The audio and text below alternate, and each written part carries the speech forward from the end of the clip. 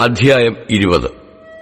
എന്നാൽ യിരെമ്യാവ് ഈ കാര്യങ്ങളെ പ്രവചിക്കുന്നത് ഇമ്മേരിന്റെ മകനും യഹോവയുടെ ആലയത്തിന് പ്രധാന വിചാരകനുമായ പശ്ഹൂർ പുരോഹിതൻ കേട്ടിട്ട് യിരെമ്യാ പ്രവാചകനെ അടിച്ചു. യഹോവയുടെ ആലയത്തിനരികെയുള്ള മേലത്തെ ബെന്യാമീൻ ഗോപുരത്തിങ്കലെ ആമത്തിലിട്ട്. പിറ്റന്നാൾ പശ്ഹൂർ യിരെമ്യാവെ ആമത്തിൽ നിന്ന് വിട്ടപ്പോൾ യിരെമ്യാവ് അവനോട് പറഞ്ഞത്, യഹോവ നിനക്ക് പശ്ഹൂർ എന്നല്ല, മാഗോർ മിസ്ബാബീബ് അഥവാ സർവത്ര ഭീതി എന്നത്രേ പേർ വിളിച്ചിരിക്കുന്നത്.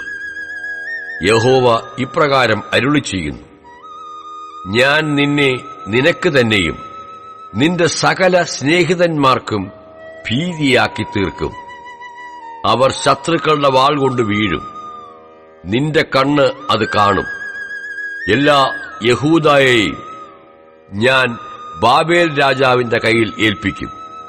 അവൻ അവരെ പിടിച്ച് ബാബേലിലേക്ക് കൊണ്ടുപോയി വാൾ കൊണ്ട് കൊന്നുകളയും. ഈ നഗരത്തിലെ സകല നിക്ഷേപങ്ങളും അതിലെ സകല സമ്പാദ്യങ്ങളും സകല വിശിഷ്ട വസ്തുക്കളും യഹൂദാ രാജാക്കന്മാരുടെ സകല ഭണ്ഡാരങ്ങളും ഞാൻ ശത്രുക്കളുടെ കയ്യിൽ ഏൽപ്പിക്കും. അവർ അവയെ കൊള്ളയിട്ട് ബാബേലിലേക്ക് കൊണ്ടുപോകും. എന്നാൽ പശ്ഹൂരെ, നീയും നിന്റെ വീട്ടിൽ പാർക്കുന്ന എല്ലാവരും പ്രവാസത്തിലേക്ക് പോകേണ്ടിവരും.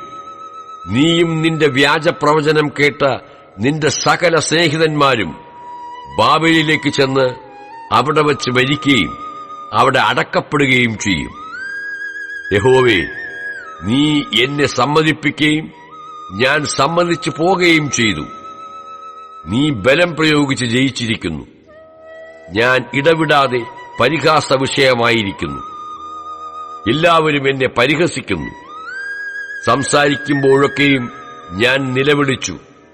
സാഹസത്തെയും ബലാത്കാരത്തെയും കുറിച്ച് ആവലാതി പറയേണ്ടി വരുന്നു.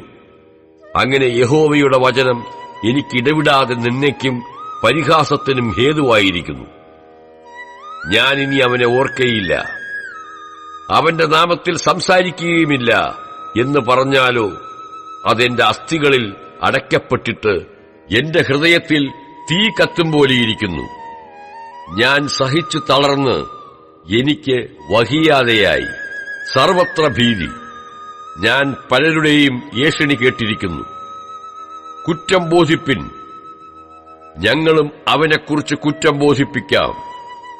ഞാൻ അവനെ തോൽപ്പിച്ച് അവനോട് പകവീട്ടുവാൻ തക്കവണ്ണം പക്ഷേ അവനെ വശത്താക്കാം എന്നെന്റെ വീഴ്ചയ്ക്ക് കാത്തിരിക്കുന്നവരായ എന്റെ ചങ്ങാതിമാരൊക്കെയും പറയുന്നു. എന്നാൽ യഹോവ ഒരു മഹാവീരനെപ്പോലെ എന്നോട് കൂടെയുണ്ട്. ആകയാൽ എന്നെ ഉപദ്രവിക്കുന്നവർ ഇടറി വീഴും. അവർ ജയിക്കയില്ല. അവർ ബുദ്ധിയോടെ പ്രവർത്തിക്കുകയാൽ ഏറ്റവും ലജ്ജിച്ചു പോകും. ഒരിക്കലും മറന്നുപോകാത്ത നിത്യലജ്ജയോടെ തന്നെ. നീതിമാനെ ശോധന ചെയ്ത് അന്തരംഗങ്ങളെയും ഹൃദയത്തെയും കാണുന്നവനുമായ സൈന്യങ്ങളുടെ യഹോവേ, നീ അവരോട് ചെയ്യുന്ന പ്രതികാരം ഞാൻ കാണുമാറാകട്ടെ. എന്റെ വ്യവഹാരം ഞാൻ നിന്നോട് ബോധിപ്പിച്ചിരിക്കുന്നുവല്ലോ. യഹോവയ്ക്ക് പാട്ടുപാടുവിൻ, യഹോവയെ സ്തുതിപ്പിൻ. അവൻ ദരിദ്രന്റെ പ്രാണനെ ദുഷ്ടന്മാരുടെ കയ്യിൽ നിന്ന് വിടുവിച്ചിരിക്കുന്നു. ഞാൻ ജനിച്ച ദിവസം ശപിക്കപ്പെട്ടിരിക്കട്ടെ. എന്റെ അമ്മ എന്നെ പ്രസവിച്ച ദിവസം അനുഗ്രഹിക്കപ്പെടാതിരിക്കട്ടെ. നിനക്കൊരു മകൻ ജനിച്ചിരിക്കുന്നു എന്ന് എന്റെ അപ്പനോട് അറിയിച്ച് അവനെ ഏറ്റവും സന്തോഷിപ്പിച്ച മനുഷ്യൻ ശപിക്കപ്പെട്ടവൻ. എന്റെ അമ്മ എന്റെ ശവക്കുഴിയും അവളുടെ ഗർഭപാത്രം എല്ലായ്പ്പോഴും നിറഞ്ഞതും ആയിരിക്കേണ്ടതിന് ആ മനുഷ്യൻ എന്നെ ഉദരത്തിൽ വെച്ച് കൊന്നു കളകായികൊണ്ട് അവൻ യഹോവ അനുദപിക്കാതെ ഉന്മൂലനാശം വരുത്തിയ പട്ടണങ്ങളെപ്പോലെ ആയിത്തീരട്ടെ.